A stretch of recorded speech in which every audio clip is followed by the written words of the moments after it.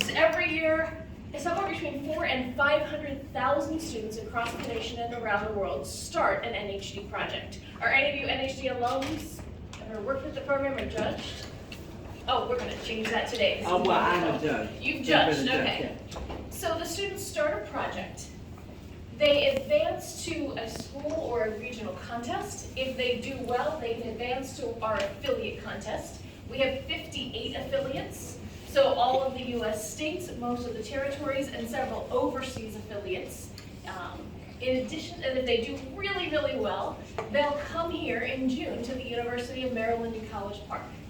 They compete with the best projects from across the nation and around the world. But most importantly, they have the history experience. So it's coming to the nation's capital, it's engaging them with the programs, the monuments, the memorials, and the museums. Because like I said, if you come all this way for a 20-minute judging slot, you have missed the point. We've been very honored to work with the commission in our educational programming. Now this is kind of a separate wing, and this is the side of History Day. Despite what my grandmother still tells people at church, I don't run our contest. We have an amazing contest team.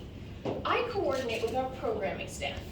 As a former History Day student and a former History Day teacher, my goal is to really engage students in active learning.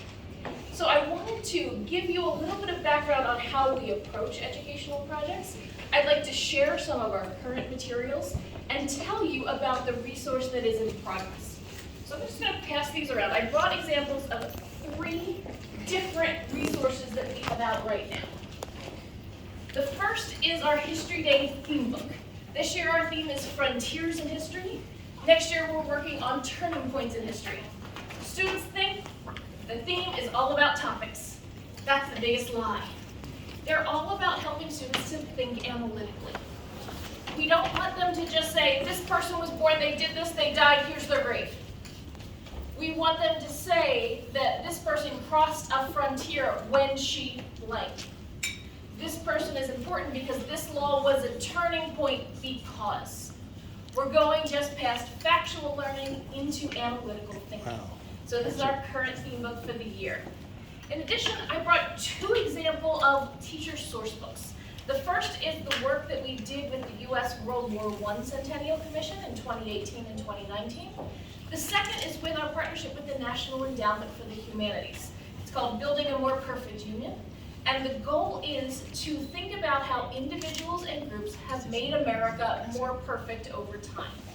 This is part 1. We're actually so successful, we're working on part 2 right now. But what I'd like to do is just take a few minutes to talk about the way we approach learning. I am not an expert in every field of history. I'm a classroom teacher.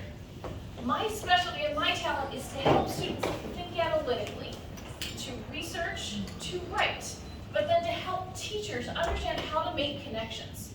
We have to change the way teaching is happening. Too much teaching still is one person standing in front of the room imparting knowledge. We've all been there, right? You've sat in that classroom. And there are some amazing teachers and professors, but oftentimes it makes learning passive. And in History Day, we believe that everyone, I don't care if you're in kindergarten, 12th grade, or an adult, learns by doing.